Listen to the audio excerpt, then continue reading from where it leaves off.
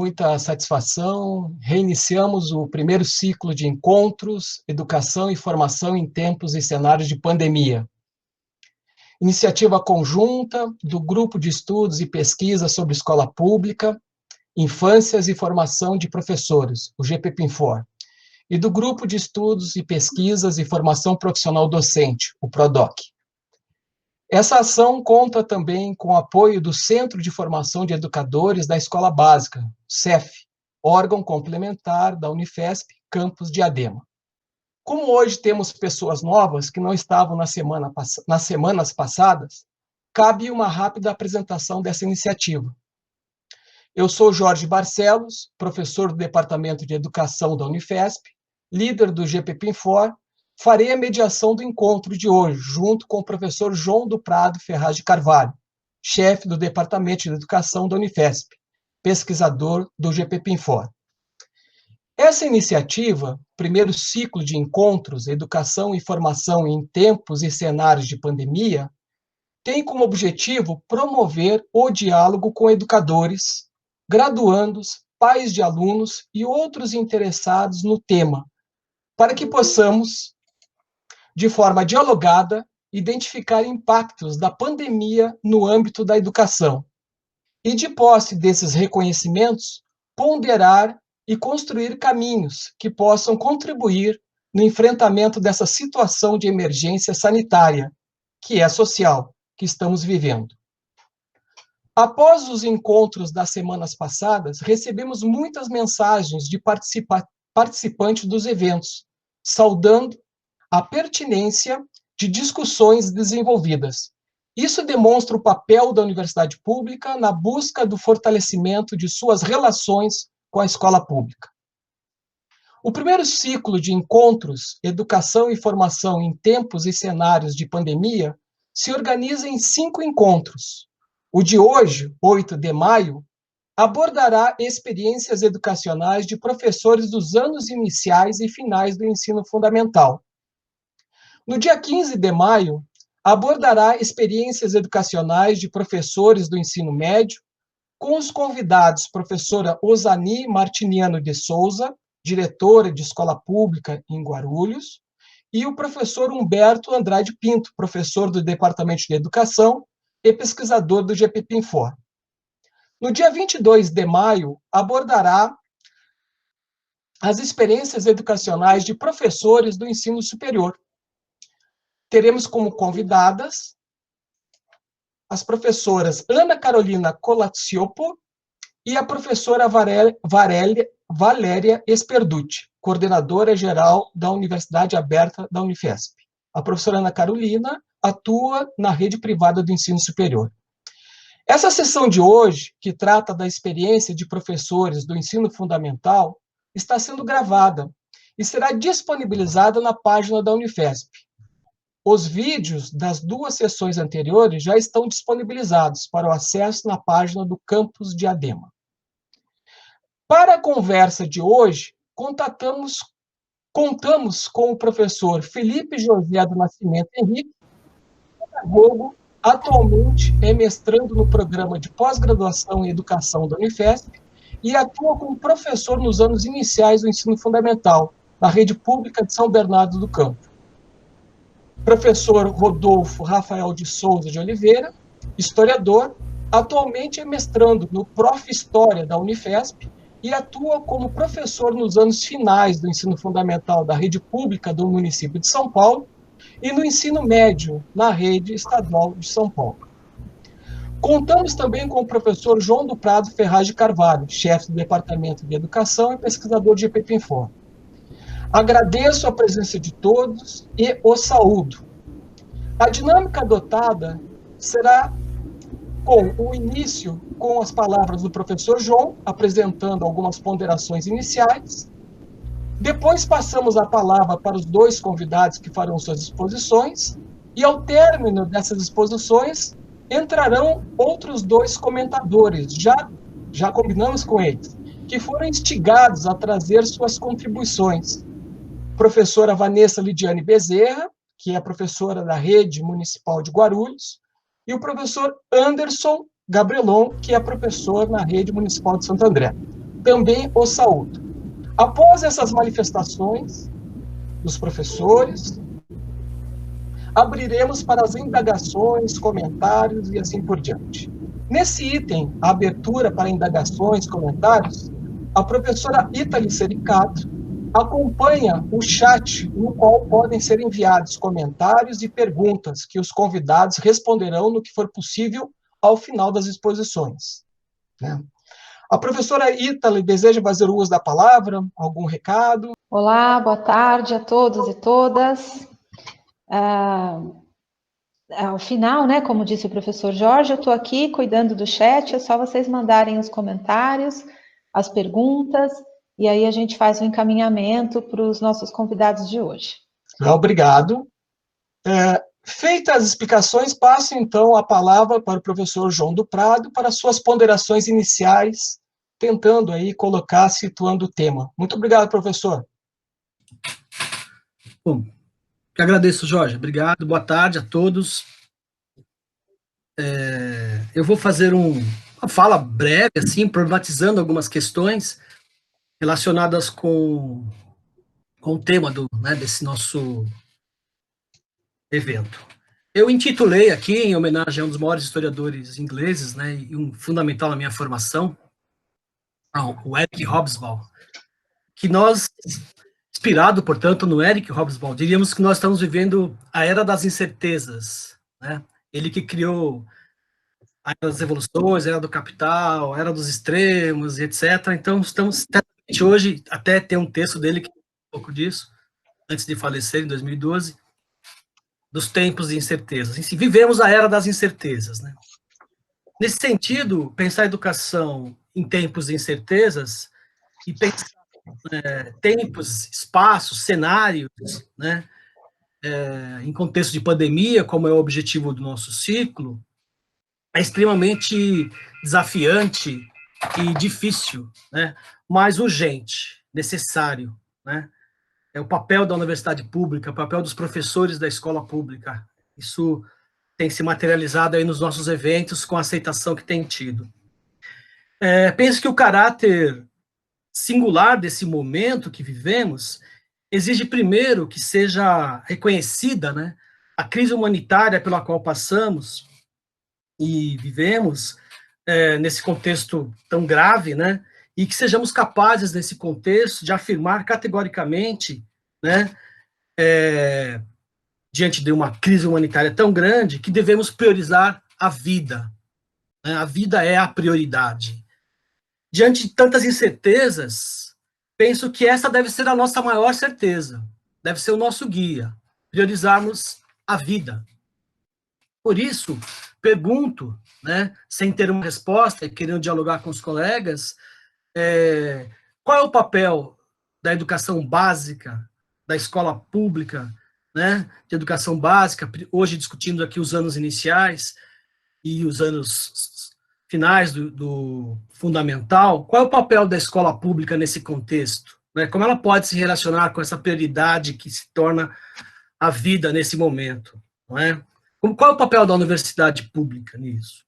Então, diante de várias questões que estas perguntas abrem, né, nós estamos discutindo várias, já começamos, estamos no terceiro encontro, o ciclo se completa lá no quinto, mas estamos no meio, portanto, já apontamos para várias questões, né, a questão da infância, a questão das nossas angústias, a formação de professores, etc, etc. Eu queria aqui, diante desse quadro, e principalmente diante do que eu estou lendo, ouvindo, dialogando com colegas nesses dias, né, a partir desse foco que eu falo, ou seja, principalmente a partir desse foco, eu queria trazer algumas questões. Certamente, questões que vocês já ouviram falar, mas que eu gostaria de dialogar com vocês. Eu traduziria numa preocupação. Tenho ficado muito preocupado nesses dias, como educador, formador de professores, com as certezas que alguns carregam que a tecnologia vai nos salvar no campo da educação. Muito preocupado com a quantidade de debates e de enaltecimento de possibilidades, né, que a tecnologia tem nesse contexto, no sentido afirmativo das suas possibilidades. Não é? Certamente, e faço um parênteses, não nego a importância dessas tecnologias, e principalmente da importância das ferramentas tecnológicas na educação e, obviamente, defendo a democratização da inclusão digital e etc. Ou seja, é uma questão importante para o contexto que vivemos. Porém, no debate que eu estou acompanhando, me preocupa um pouco em alguns momentos, vindo de alguns setores, que a solução dessa temática, a proximidade tecnológica, né, com os nossos alunos vai nos salvar. É perigoso, na minha leitura, pelo menos na minha leitura, priorizarmos os meios de comunicação, né, em detrimento do que essa situação da pandemia tem nos apresentado. Então, transformar isso numa questão de comunicação, né, é um problema. Né? Ou seja, a questão, na minha leitura, tem nos apresentado não apenas como uma questão de meios tecnológicos para acessar as pessoas, os alunos, etc, etc, etc. Aqui, na minha leitura, entram duas questões, entre as outras que eu já venho discutindo e outras que a gente vai discutir, mas eu queria chamar a atenção para duas questões nesse debate recente e conversar com vocês. De tudo que eu tenho acompanhado, e, portanto, com muita dúvida sobre a questão tecnológica, eu tenho pensado em duas questões. Primeiro, a relação da escola com a comunidade, um ponto que eu queria discutir. E o segundo ponto, relacionado a isso, a questão geracional. Não é? Em relação ao primeiro ponto, a relação da escola com a comunidade, o que temos acompanhado nesses dias nos indica, são, né, dados fortes, quanto distanciado, né, estamos dessa comunidade. Né? Tem indicado quanto educadores, universidades, educação básica, etc., etc., vive de uma certa forma num espaço, né, no qual não coloca como prioridade pensar as questões territoriais, né, as questões sociais que alunos, professores vivenciam. Né? Nesse contexto de pandemia, no qual a migração dos números, infelizmente, né, vão em direção aos mais pobres, aos mais carentes, aos mais necessitados,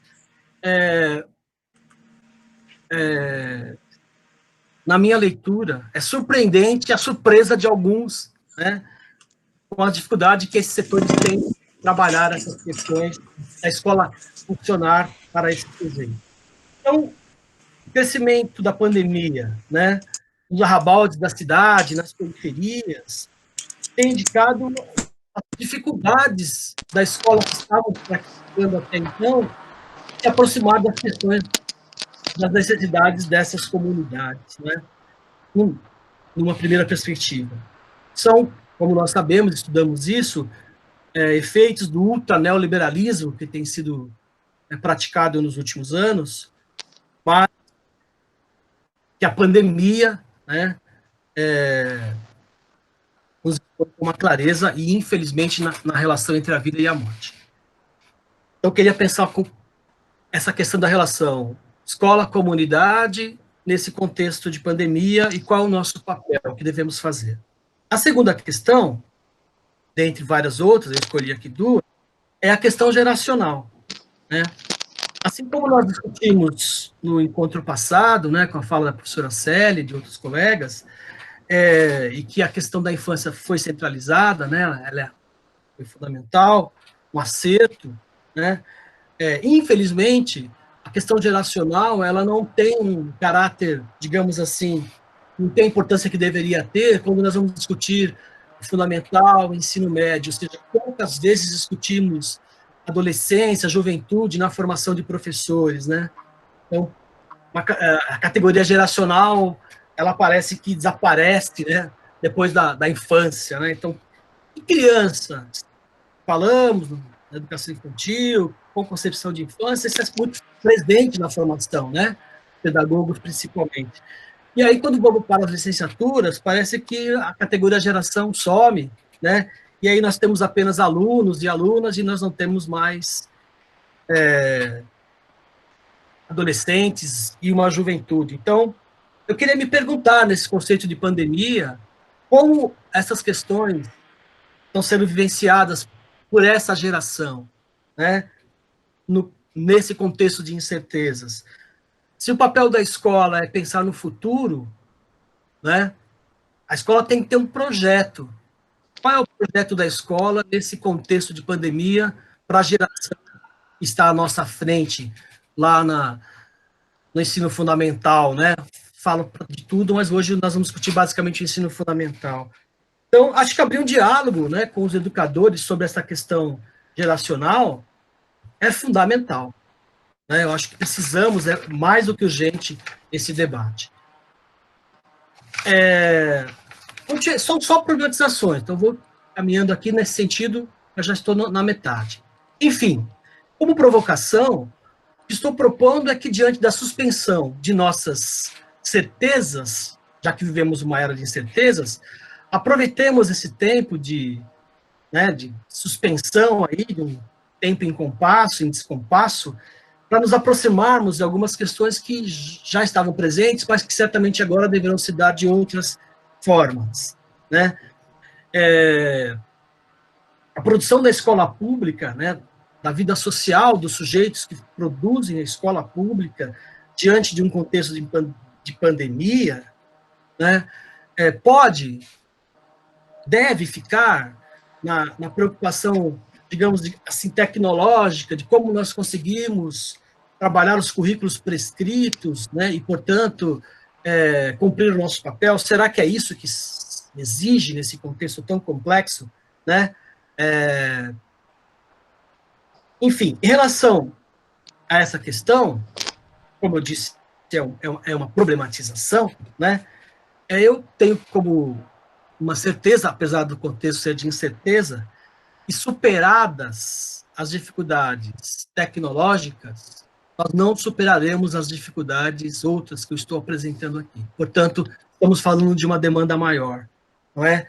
Em relação à juventude, em relação à adolescência, esse desconhecimento e essa distância que nós temos em relação às comunidades, às famílias, aos bairros, né? Portanto, acho que essa é uma questão urgente. Talvez, para nós dialogarmos aqui, essa é uma abertura, então estou terminando, a proposta que eu fizesse uma fala bem breve. Talvez, portanto, fosse importante para nós dialogarmos, nesse contexto, como nós vamos nos aproximar das comunidades, né? Como nós vamos colocar essa questão geracional como prioridade. Por quê? Por que eu trago essas questões, dentre muitas outras, né? Porque eu preciso escolher como educador, num contexto tão adverso, um projeto, né? E que esse projeto incorpore a perspectiva de futuro para essas crianças, para essas famílias, né? E, portanto, um debate muito centralizado nos meios, nas tecnologias, na discussão do acesso ou não acesso, que é o que tem ganhado primazia nesses tempos, me preocupa muito. Me preocupa muito nesse contexto de crise humanitária a ilusão de que estávamos fazendo tudo certo, né? E que a pandemia e o isolamento social nos desvirtua, nos retira de um caminho que estava correto. Está aí uma oportunidade para a sociedade, para a humanidade, para nós educadores, formadores de professores na escola pública, colocarmos isso em dúvida. Talvez possamos apostar e usar nossas energias, né, em projetos, em propostas de futuro, que incorporem questões que nós sabemos que são importantes, mas nós não estávamos priorizando até então por várias outras questões. Enfim, são provocações, né, à luz do contexto, e que me proponho diante aí da exposição dos colegas que virão a dialogar, debater, né, e pensar que, embora tenha várias questões em aberto, defendo, para fechar aqui como educador, como formador de professores, que a prioridade é a vida, né? E a vida pode, nesse momento, talvez a vida em sociedade nos exija, né, uma certa suspensão, né, para atravessarmos esse contexto tão difícil. Então, acho que defender a vida prioritariamente para poder fazer outras negociações sem nenhuma ilusão que será a tecnologia a solução. São provocações para pensarmos juntos. Obrigado. Obrigado, João. Agora, ditas essas palavras, eu passo a palavra para o professor Felipe. E eu vou aceitar um pouco do desafio do professor João e tentando fazer um pouco da descrição do que eu percebo da rede, tentando comentar um pouco sobre esse assunto, né, o que seria o papel da escola pública no meio da pandemia. Eu queria começar falando que, seguindo as recomendações, né, aliás, a mesma linha de pensamento, no caso do governo estadual, o governo municipal de São Bernardo ele vem tomando medidas, né, de conscientização e de combate ao Covid-19, assumindo que é um problema real do mundo, né. Desde o dia 12 de março já começou a circular para a gente algumas manifestações de como prevenir, até que chegou no dia 16, chegou a suspensão das aulas para a gente a partir do dia 20. Então, desde o dia 20 não há aula na rede municipal de São Bernardo. E nesse mesmo dia foi decretado estado de emergência em São Bernardo, né, por 180 dias, onde os esforços do poder público deveriam ser direcionados para o combate a essa epidemia. Então, é mais ou menos esse cenário lá. Como aconteceu, né, como disse, seguindo a mesma linha do governo estadual, a gente entrou de férias, logo depois, né, no caso do recesso, voltamos em abril, mais ou menos no dia 15, e tivemos uma semana para poder começar a preparar essa escola remota ou essa escola EAD, né? No caso remota, porque é complicado falar em EAD para a educação básica. E a partir desse cenário que eu vou começar a comentar como está sendo lá, né, em São Bernardo do Campo. Primeira coisa, as perspectivas sobre as práticas docentes a prática docente. Como que está sendo minha percepção sobre as práticas lá em São Bernardo? Primeiro, acho que tem um sentimento, pelo menos na época, agora acho que está mudando um pouco, dos professores, de que é um momento de esperar meio que passar, né, a pandemia, né? Pelo menos desde o começo era sempre 15 dias, depois um mês. Eu acho que demora um pouco para cair a ficha que está acontecendo um problema bem grave no mundo, digamos assim, e que o normal talvez não volte nunca, né? Então, acho que a primeira postura, né, acho que a partir disso, desse sentimento, foi justamente tentar reinventar a escola no sentido de reinventar para ela continuar sendo a mesma coisa, né? Ou seja, é simplesmente como eu consigo dar continuidade nesse pequeno intervalo para retomar o trabalho daqui a pouco. Então, acho que a primeira postura foi essa. E a gente não teve um pouco dessa discussão do que seria, né, o papel da escola nesse momento. E mesmo que for assumir um ensino, né, à distância, nunca teve uma discussão pedagógica do que seria ter um ensino à distância na educação básica. Um dos únicos questionamentos que eu cheguei a perceber que existiu foram das professoras da alfabetização, por conta, acho que, da própria expertise do trabalho, né, que a gente vai acompanhando no dia a dia o processo de alfabetização, que é uma condição desde motora, cognitiva, enfim, seja um acompanhamento mais próximo. Parece que onde ficou mais problemático essa educação remota, né? Mas foi um dos únicos questionamentos. Como eu acompanho o processo de escrita à distância e, a princípio, a resolução foi uma foto, né, tirar foto do caderno e mandar.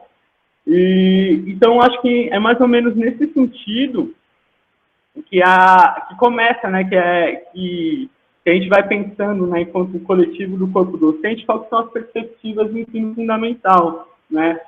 Basicamente, continuar a mesma escola, não discutir qual seria o nosso papel, ou aproveitar, né, como o João falou bastante, esse momento de incerteza, assumir a incerteza com a potencialidade de poder fazer algo, de resgatar um sentido de educação, mas sim a incerteza talvez traz muito mais um medo, né? A gente tem um pensamento que deveria trazer um medo, e não que a incerteza seria mesmo uma possibilidade da gente, enquanto professor, dar continuidade para alguma coisa, ou reinventar um sentido da escola. Daí,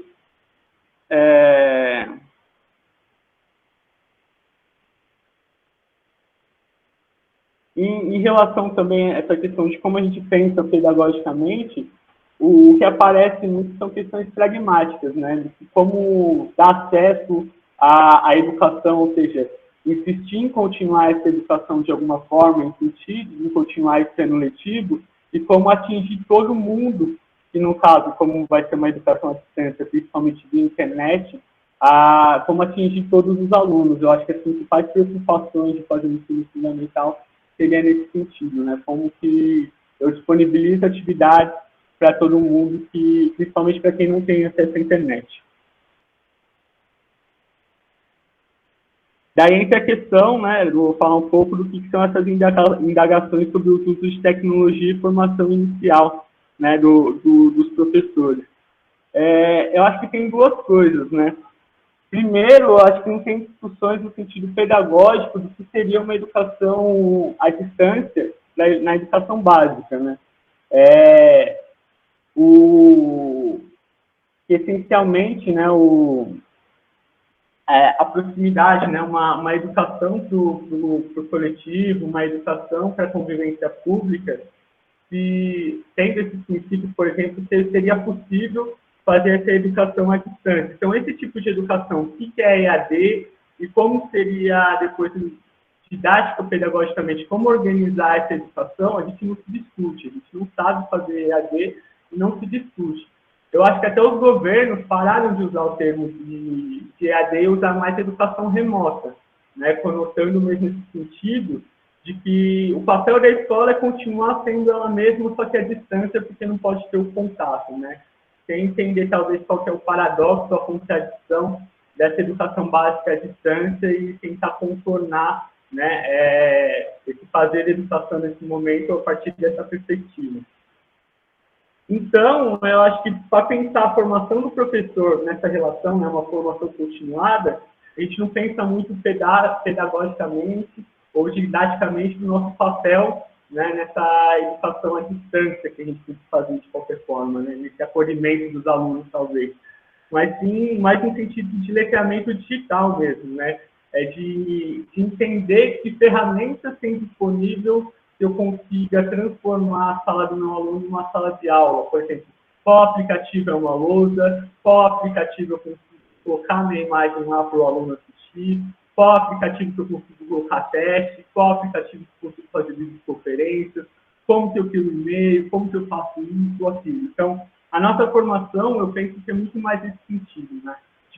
De apresentar recursos para a gente conseguir, né, dar conta, né, volto a insistir, de continuar a mesma escola que a gente está fazendo, porque acho que as políticas vêm vindo nesse sentido. Né, aquela mesma compreensão que eu acho que a gente, quanto professor, teve, parece que a postura que o governo toma para direcionar as ações é justamente nesse sentido, como eu consigo ir sustentando essa educação até a hora que a pandemia acabar e voltar tudo ao normal.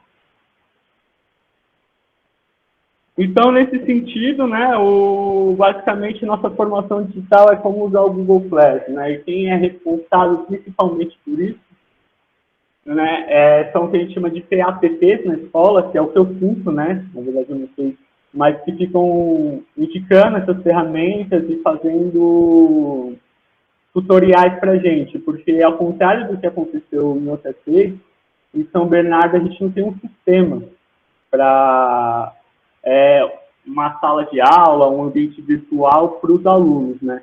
A gente foi meio que criando nós mesmos formas de nos comunicar, principalmente através do WhatsApp, e a plataforma, e as escolas foram escolhendo, né, como elas conseguiriam fazer essa educação de acordo com as demandas delas, se os alunos têm ou não acesso à internet, se tem ou não tem computador, como tem. Então, a gente foi meio que decidindo, mas, no geral, são atividades via Google Class. E, nesse sentido, que, por falar de material que foi disponibilizado, o que rodou em São Bernardo foi um endereço de Facebook, que é um tal de aluno.com, né, que seriam postadas algumas atividades, orientações para os pais. Tem atividades, sequências didáticas, no caso, disponibilizadas no portal da educação, que os alunos irem baixando e colocando e resolvendo. E os blogs da escola são os principais instrumentos, né, tirando o que a internet disponibiliza para a gente. E a partir disso a gente tem que ir recriando, né? Volto a repetir, essa escola, essa forma de continuar a escola. E basicamente a gente utiliza as ferramentas do Google, né? Que é onde a gente conseguiu, tanto na parte da gestão, se organizar através desse Google Meet, fazer reuniões, através do WhatsApp, manter o contato, e através do Google Class, organizar a nossa forma de fazer aula. De suporte para a gente, o que foi dado, basicamente, foi um curso, né, que São Bernardo tem um ambiente virtual de aprendizagem com os professores, que é através do AvaMac, e a gente foi disponibilizado um curso, que também são apanhados de recursos digitais que vão sendo indicados para os professores conseguirem se recriar, né, nesse momento tão difícil. Em relação à avaliação, como que a gente acompanha os alunos, eu acho muito complicado e também varia muito de professor para professor, né? A gente estava em começo de ano, a maioria dos professores não conhecem direito os alunos, não tiveram esse contato. No meu caso, sou professor substituto, eu assumi a sala agora, no meio da pandemia, então eu nunca vi eu já vi os alunos, mas eu não sei quem são eles no caso, mas eu vou tentando, através disso, né, disponibilizar essas atividades e vou dando retorno, principalmente através de comentários, porque comentários e tentando replanejar na próxima, assumir os principais conflitos. Porque é muito complicado nesse trabalho todo, né, que ele parece uma decisão meio coletiva, que a melhor forma de trabalhar seria mesmo através de sequências didáticas, né, estendendo a escola que existia para a escola de casa, principalmente porque nem todos os alunos têm acesso à internet, então fica muito difícil, né, por mais que a gente quisesse acreditasse, né, que dá para fazer essa mesma escola acontecer na sala de casa, e tentasse fazer isso, ainda atingir toda essa pluralidade de alunos é muito difícil, né? Porque sempre vai ter um aluno que não vai ter condições de acessar, né, aquelas suas aulas. Isso, inclusive, sobrecarrega um pouco no professor, no sentido de que ele precisa pensar em muitos perfis diferentes, né? Uma hora ele precisa pensar no aluno que não tem acesso à internet, pensar no aluno que tem acesso e pensar em todas as especificidades da distância. E o que vai tornando o trabalho mais complicado.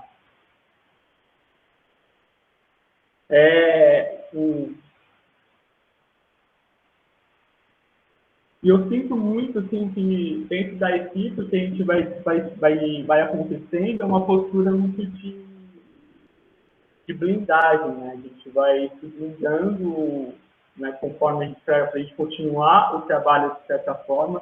Blindagem no sentido que a gente vai seguindo orientações, porque nesse momento de incerteza, a gente não consegue aproveitar da oportunidade para poder repensar o que seria o papel da escola, da educação agora no tempo de pandemia. A incerteza, né, talvez, acho que até uma postura coletiva que talvez enquanto categoria docente a gente tem, diante da incerteza a gente tem um medo mesmo de se reinventar, né, de não saber o que está pisando muito bem. Então, a gente acaba não faltando muito essas discussões mais conflituosas no coletivo, né? A gente pode até ter algumas conversas paralelas, mas não tem muito esse querer desafiar o que está acontecendo, como a gente está conduzindo na educação. Pelo contrário, né? Eu vejo que os professores agora estão trabalhando, de certa forma, tanto, estão se esforçando para tentar se letrar num ambiente que ele não sabe trabalhar, digamos assim, e ele está tendo até um sentimento, né, nessa espera de voltar ao mundo normal, um sentimento de superação, ou mesmo de desgaste, mas que quer que isso acaba logo. Então, João, não tem muito de pensar, né, o papel da escola agora, o que a gente vai fazer enquanto educação, qual que é a possibilidade da escola de se reinventar e de fazer essa educação que talvez a pandemia está exigindo da gente. E em relação a como o envolvimento com as famílias e com a escola, a comunicação em geral, o que acontece, assim, é a relação da territorialidade. Isso é uma coisa até positiva que eu acho que vem acontecendo. As escolas, elas estão assumindo um caráter que elas já vinham assumindo, mas está ficando um pouco mais latente, que é de uma certa assistência, um certo posto avançado de contato com a população. Então, estão sendo mobilizadas campanhas de vacinação, entrega de cesta básica, entrega de cartão merenda, há todo um pensamento nesse sentido. E eu acho que até a própria escola, os professores, de certa forma, vira até uma espécie de microcenso, né? Que a gente vai colhendo informações sobre cadastro, CPF, para, de alguma forma, tentar garantir alguma coisa para a população, né? Algum suporte.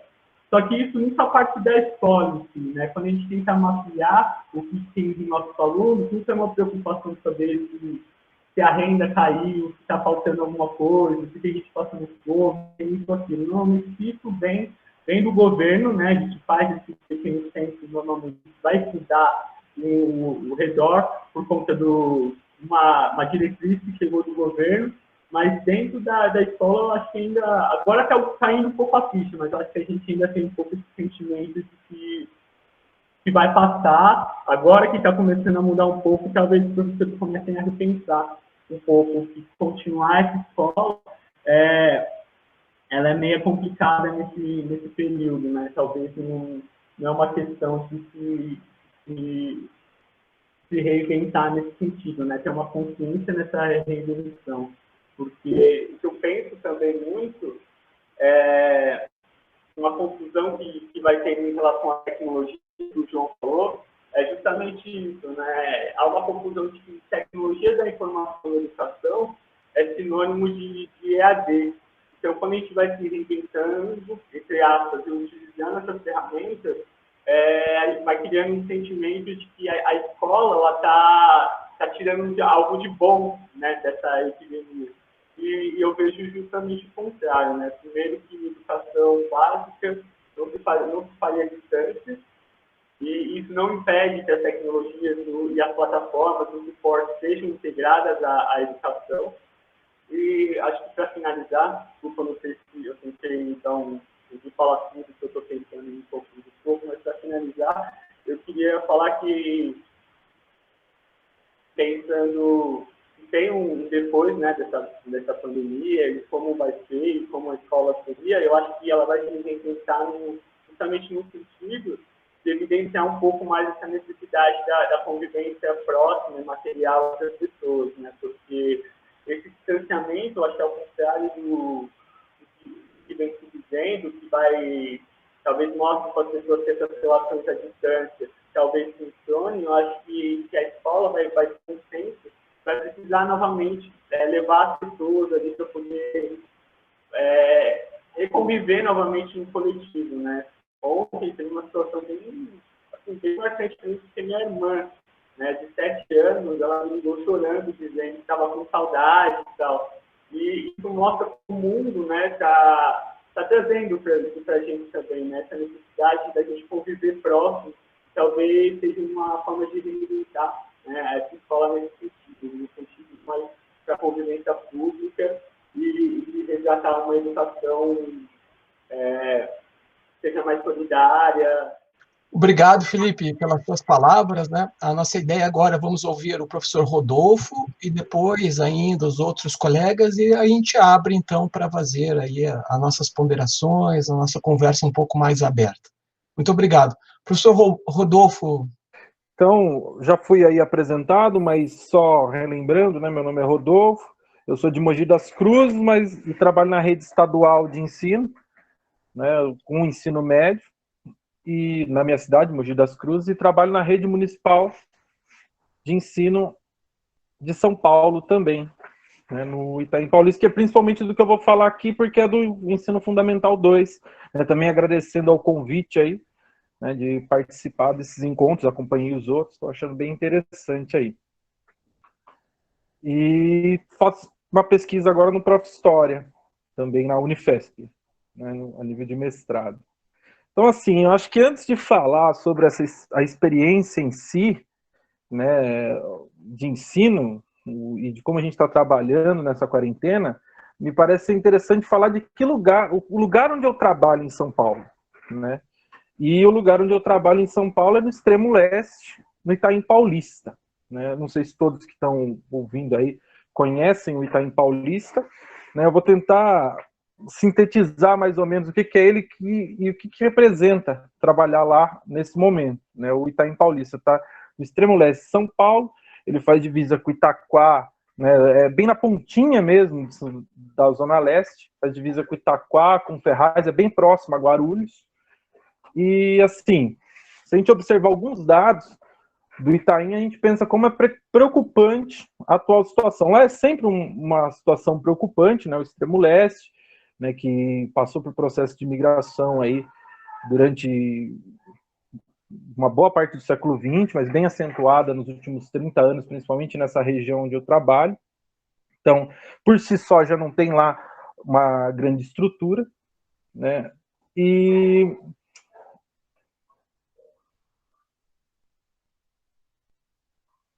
assim, uma coisa que chama atenção nesse momento, né, é a subprefeitura do Itaim Paulista, é a mais populosa hoje de São Paulo, né? Ela tem a densidade demográfica mais alta.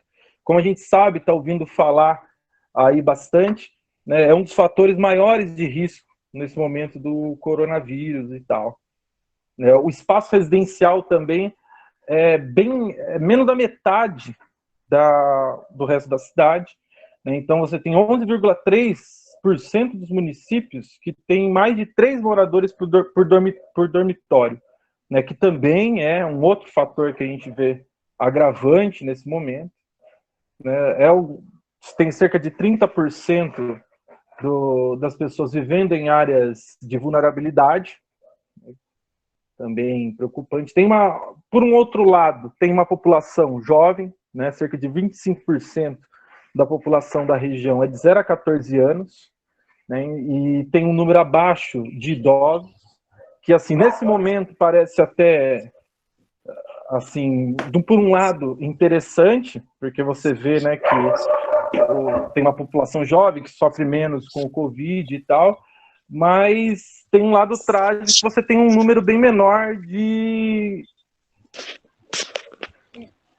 A média de vida das pessoas lá, já por si só, é bem mais baixa, né? As pessoas já vivem lá cerca de 20 anos a menos do que regiões mais nobres da cidade.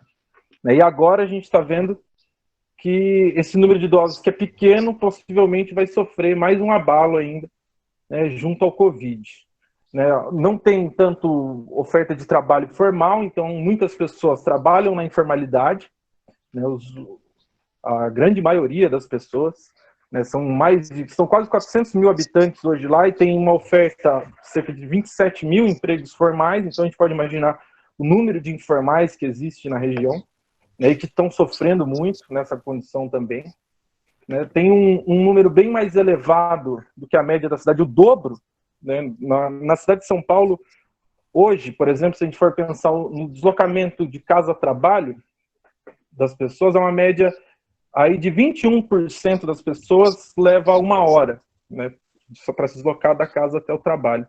No Itaim Paulista, esse número chega a 39%. Então, quer dizer que essas pessoas estão mais no transporte público, estão mais na informalidade. E agora a gente está vendo a epidemia chegando nas periferias, né? Na última semana está sendo muito falado, né? Inclusive se falando que nas periferias escorre 10 vezes maior o risco de morrer, né? E aqui a gente vê que o Itaim Paulista, onde eu trabalho, ele tem esse quadro, né?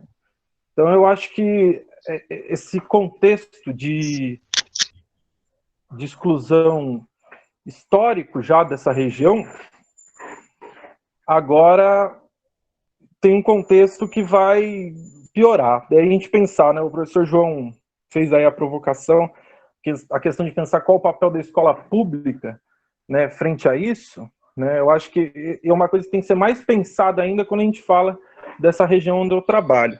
Hoje até foi curioso que eu tinha feito mais ou menos um roteiro do que eu ia falar, e aí das minhas impressões, né, dessa experiência agora na quarentena, e a gente teve eu tinha feito ontem, e a gente teve uma reunião hoje, virtual e tal.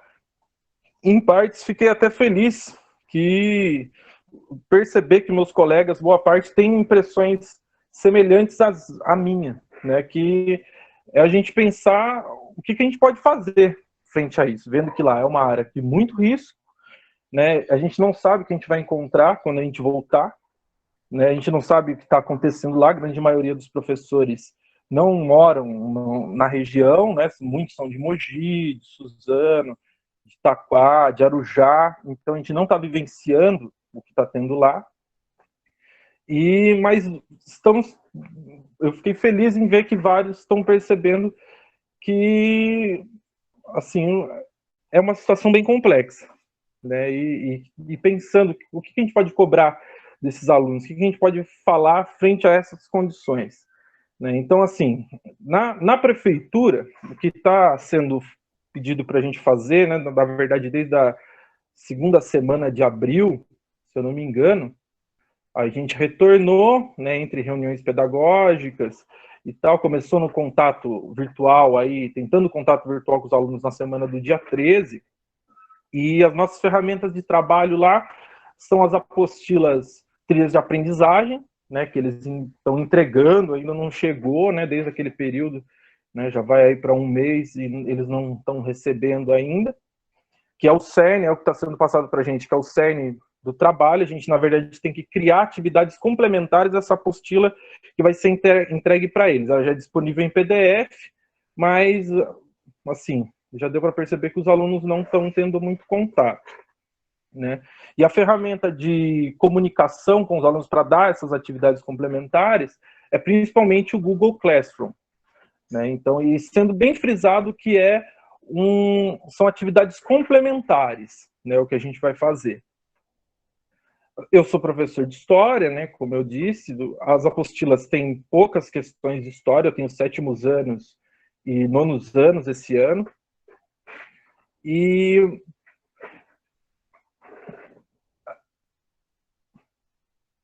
assim, é legal uma coisa frisar aqui, que logo no começo, quando a gente voltou a trabalhar, a gente teve uma webconferência que apresentou o Google Classroom para a gente, né, os mecanismos que tem lá, e assim, mil maravilhas, né? Realmente é um recurso bem interessante, né? Ele é como se fosse não sei como eu posso dizer, ali tenta ser uma sala de aula virtual, mas ele tem um mural onde você pode colocar avisos, né?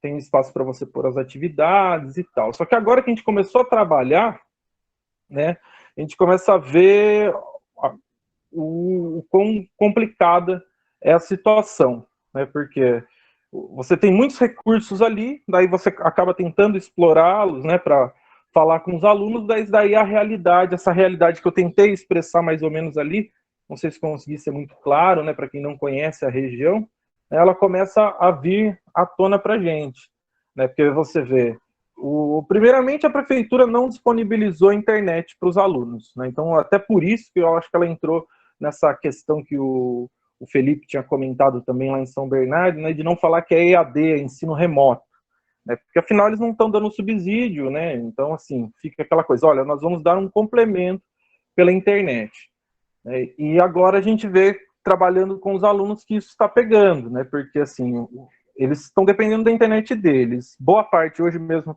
né, nessa reunião a diretora chegou a comentar com a gente, né, que muitos pais estão reclamando, né, assim, porque falam, poxa, eu tenho um celular só, eu trabalho com o celular, né, então meu filho não vai conseguir acessar, ou acessar só os finais de semana, né, a gente não sabe, né, e agora a gente está começando a testar, por exemplo, coisas básicas como abrir um arquivo de Word, né, que, por exemplo, no celular, né, tem suas complicações, né, eles não conseguem, ou por questões técnicas, ou por questões de habilidades mesmo, né, você manda um arquivo em PDF, você fala ali, você vê assim que eles não têm essa autonomia, não têm esses hábitos, e muitas vezes não têm os aparelhos nem internet para fazer isso. Então você tem uma ferramenta que é até interessante, mas frente a essa desigualdade gigantesca, eles acabam não conseguindo, né, acessar isso, e a gente está nesse momento ali de muitas incertezas mesmo, do que a gente pode fazer, o que não pode, né, até de questões básicas, né, principalmente no 7º ano, né, e hoje na nossa reunião, e eu já tinha pensado nisso também, porque era uma dúvida minha, a gente fica sempre naquela, né, de que, será que o aluno vai entender o enunciado sozinho? Né? Será que ele vai entender o vídeo que eu vou mandar sozinho? Né? Porque quando a gente está numa sala de aula, a gente tem toda aquela questão da cultura escolar, da própria forma escolar, né? E que a gente sabe da aula daquele jeito, a partir dessas relações. E agora a gente se vê sem isso, né? A gente não sabe qual vai ser a resposta, né, frente a isso, frente a esse quadro. E assim, fica muito aquela ideia, né? E o secretário municipal, ele não fala muito, o secretário estadual, São Paulo, fala bem mais, a prefeitura meio que segue essa linha.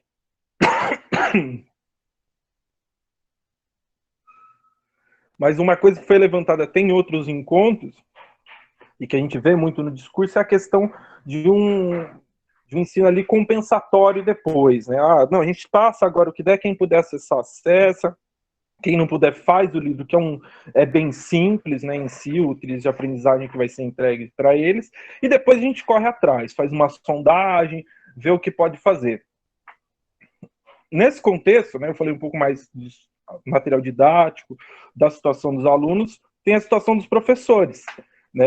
Muitos têm dificuldades de acesso, eu mesmo não sou tão bom nessas questões digitais, mas me viro bem até, mas muitos professores têm muitas dificuldades, surgiram vários recursos, né, de uma semana para outra, então a gente tem 2 e-mails, um da Microsoft, um do Google, né, que a gente tem que usar para entrar na plataforma Teams, que é Microsoft Teams, que é uma plataforma também com muitos recursos, que a gestão, ninguém sabe ainda direito ali utilizar, mas que tem vários recursos, então assim, e o outro e-mail a gente usa para entrar no Google Classroom.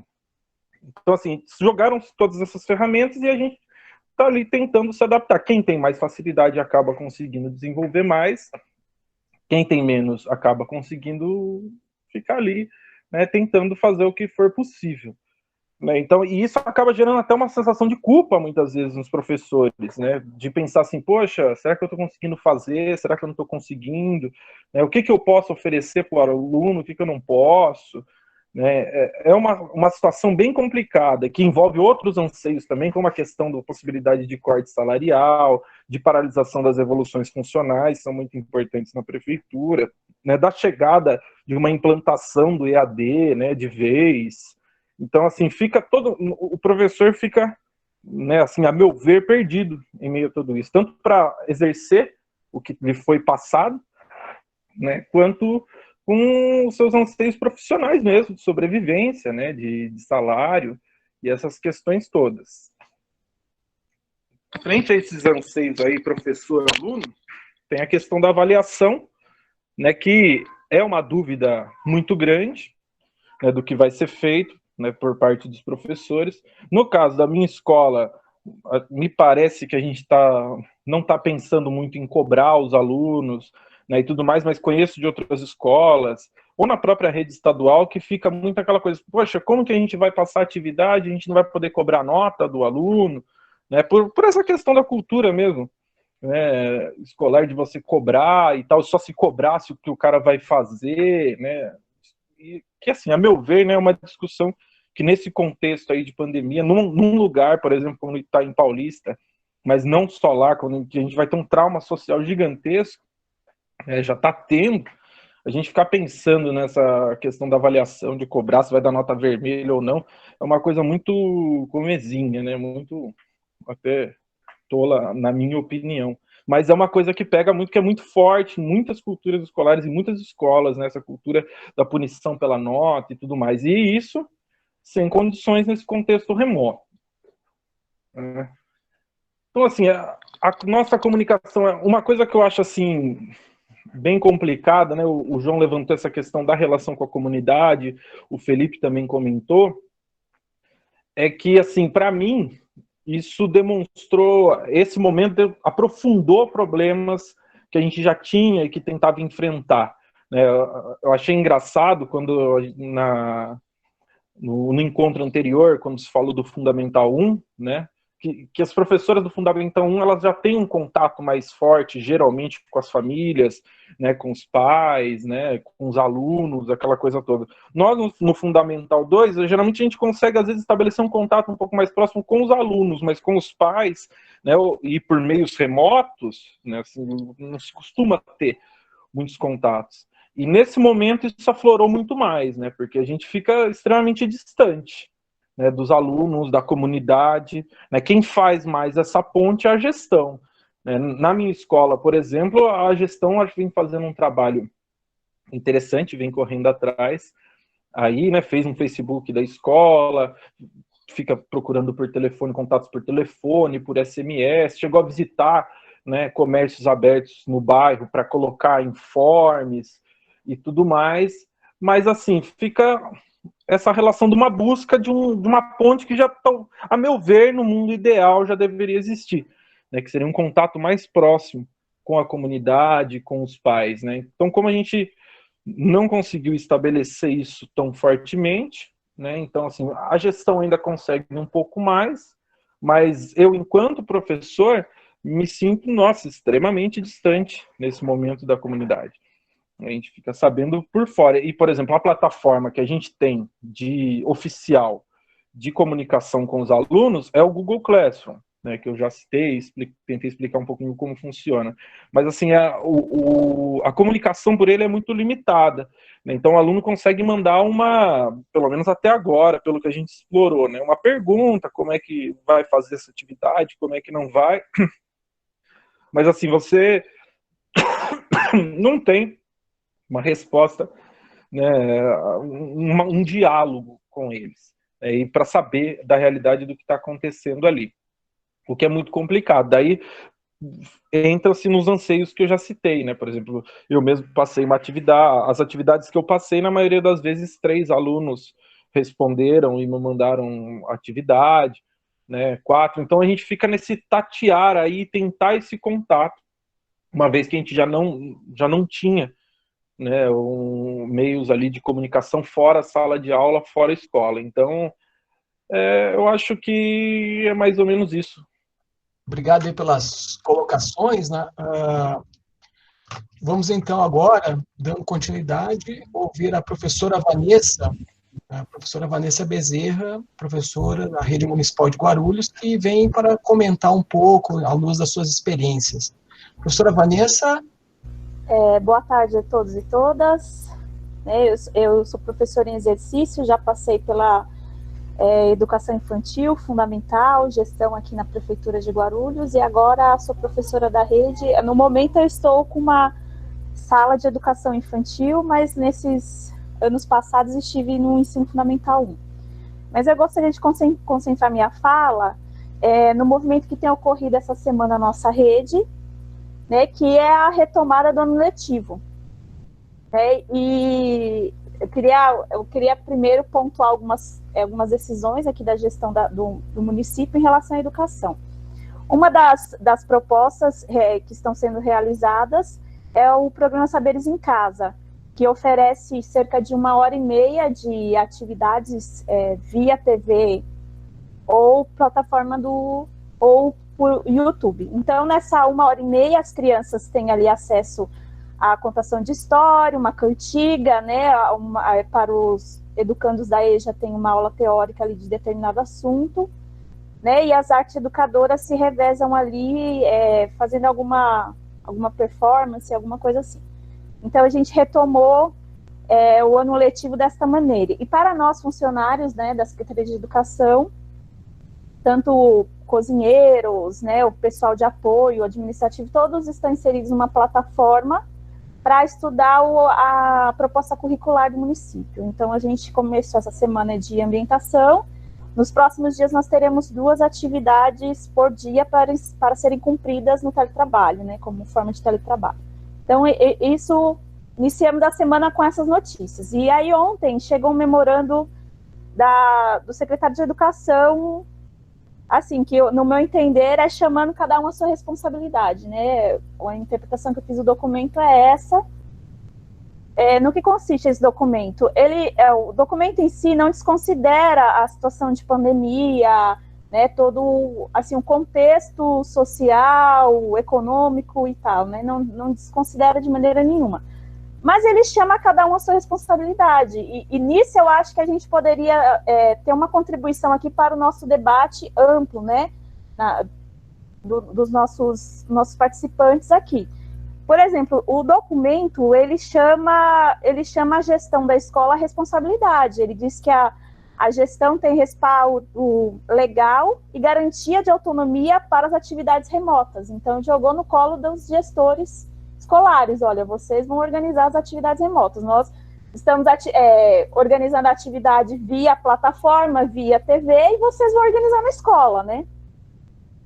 Então, ele chega a citar da impressão das atividades sendo entregue para as crianças e tal, né? Depois ele vai falar da educação infantil, ele vai te dar orientação, ele coloca como, o documento coloca como obrigação da escola, dos professores, a orientação das famílias, das crianças muito pequenas, em relação a não haver retrocessos no campo motor, socioemocional e tal, e chama a questão dos 60% da carga horária mínima obrigatória.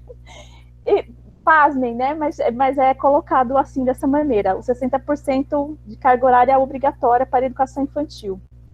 No ensino fundamental, o documento pede que sejam realizados planejamentos onde se possa oferecer um roteiro prático e explicativo para as famílias, para as crianças poderem realizar as atividades com autonomia.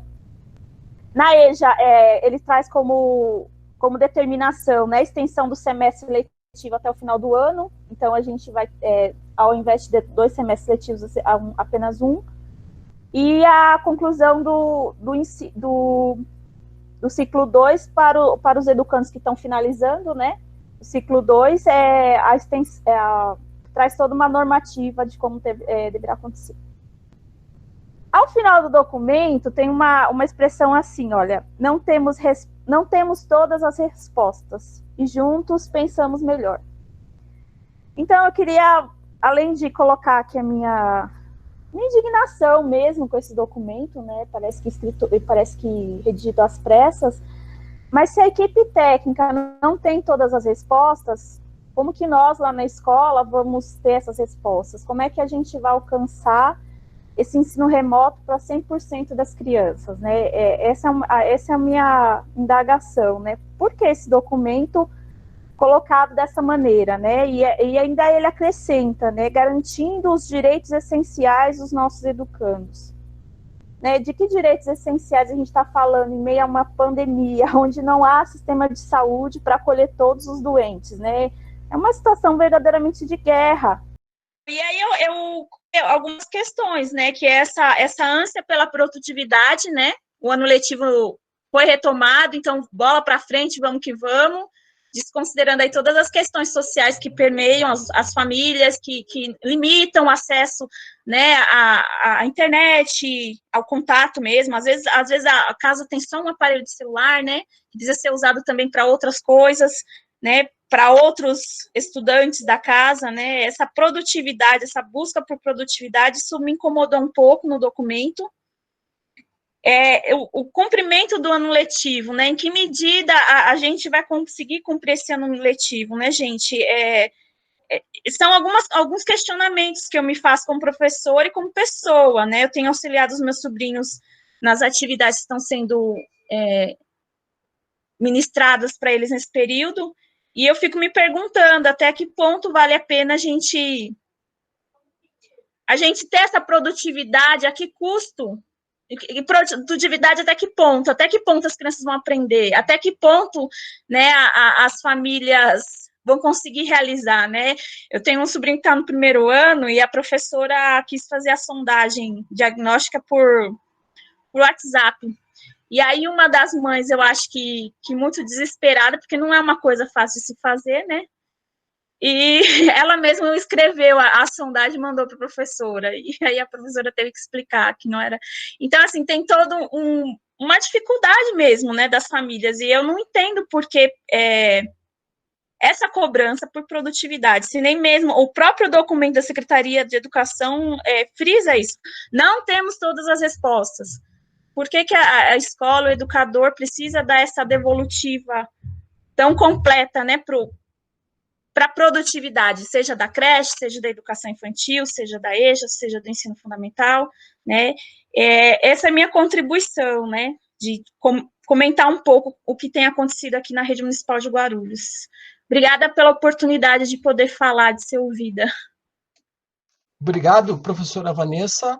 Vamos passar, então, ao professor Anderson Gabrelon. Me chamo Anderson, sou professor de Geografia no ensino fundamental, nos anos finais, da Rede Pública de Ensino de Santo André, na modalidade da Educação de Jovens e Adultos, na EJA.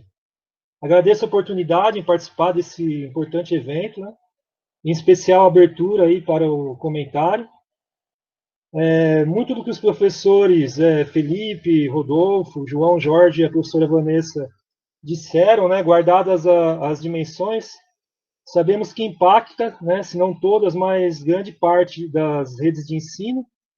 É algo que transparece na fala dos professores, como quando o professor Felipe diz que não houve a discussão sobre o papel da escola, né, e a fala da professora Vanessa, dizendo no final, né, no decorrer da fala dela, que o secretário de Educação chamou a responsabilidade à escola, né?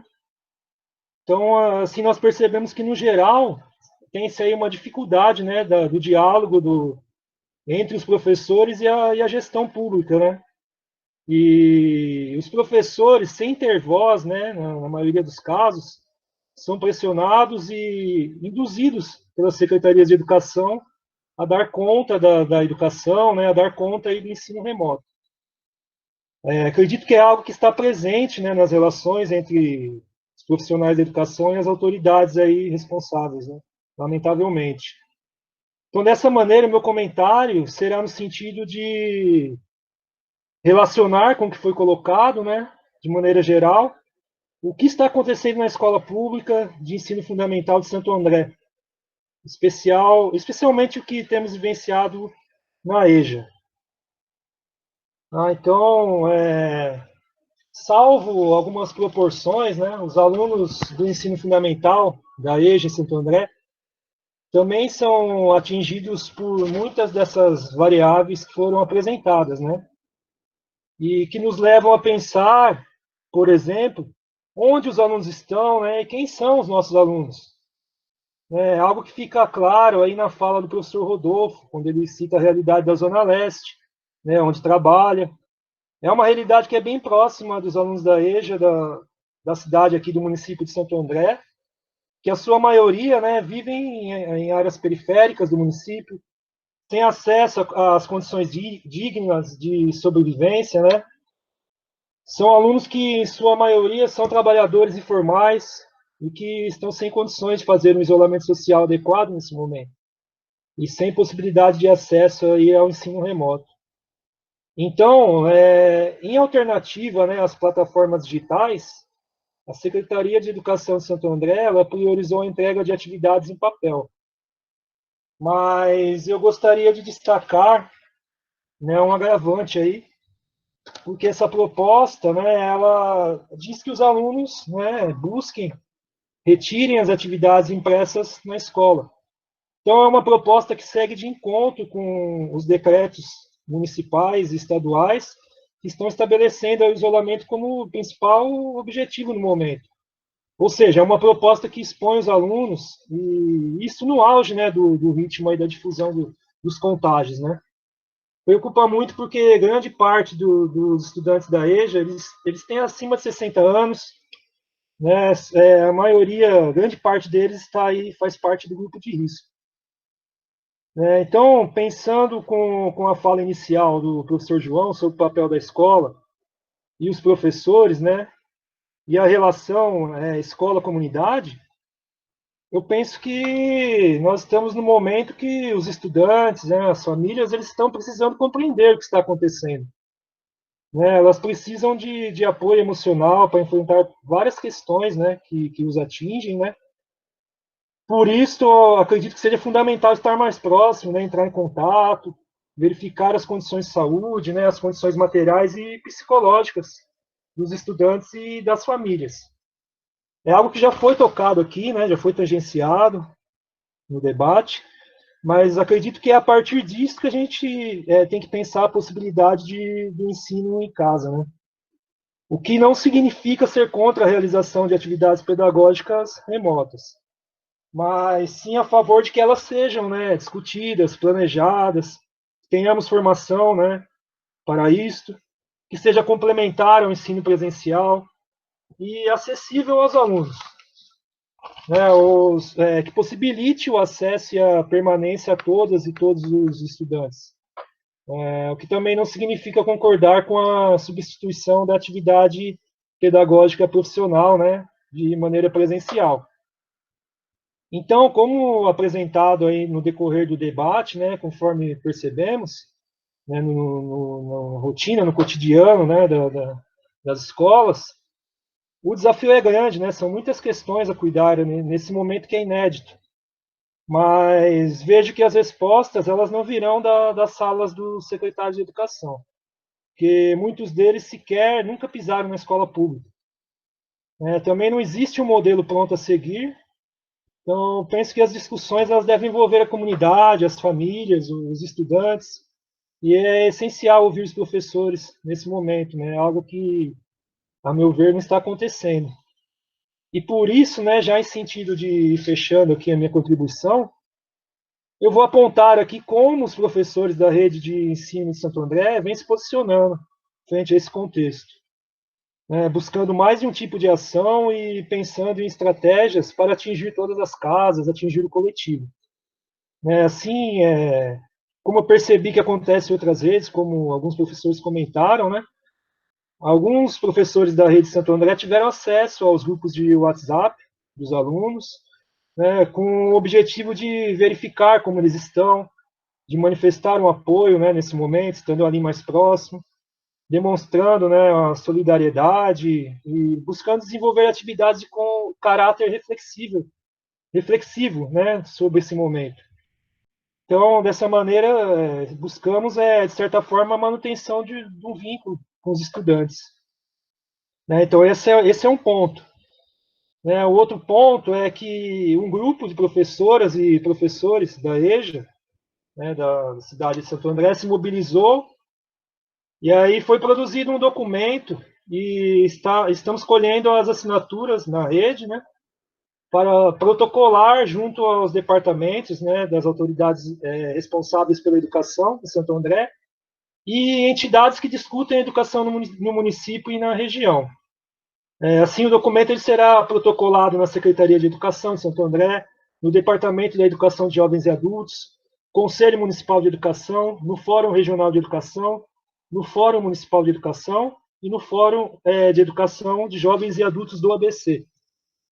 É um documento que exige, entre outras coisas, o debate, né, e a clareza das diretrizes norteadoras do atual processo, né, de retomada dos trabalhos pedagógicos.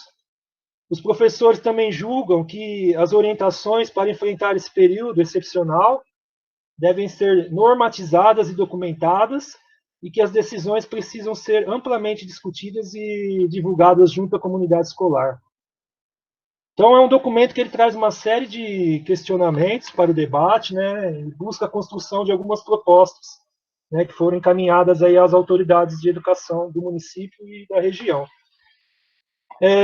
Esse documento, né, ele trouxe algumas questões, eu gostaria de colocar algumas dessas questões, né. Uma delas eu havia pensado, mas os professores, de certa forma, já responderam, né, durante a fala, que seria pensar, né, se eles foram consultados no momento de definição das diretrizes e das medidas, né, a serem tomadas nesse momento de pandemia, se houve essa discussão, se a equipe docente, no caso, está participando do processo deliberativo antes da tomada das decisões. Então, essa é uma questão, acho que de certa forma já foi contemplada, e eu gostaria também, se possível, né, não sei se pelo tempo, mas vou colocar duas questões, uma específica para o professor Felipe e uma para o professor Rodolfo. Se for possível responder, tudo bem. Ou então fica para a reflexão, né? Professor Felipe, você comentou sobre a avaliação na rede, né, de São Bernardo do Campo. Gostaria, se possível, que se você retomasse essa questão, né, no sentido de pensar que valor pedagógico, né, você compreende que se deve atribuir às atividades remotas, né? Isso levando em consideração que alguns alunos da educação infantil, né, ainda vivenciam aí o processo de alfabetização. E professor Rodolfo, você comentou sobre o ensino compensatório e a avaliação na rede pública, né, do município de Mogi das Cruzes, não, São Paulo, né, se não me engano. Mas houve gostaria de saber se houve um espaço para discussão, né, se buscou chegar a um consenso referente a qual seria o caráter, né, dessas atividades ofertadas no período da quarentena.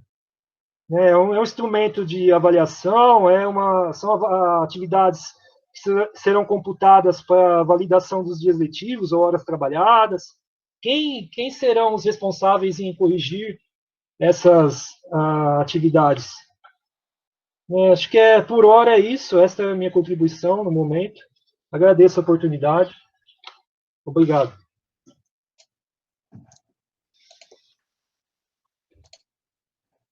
Obrigado, Anderson.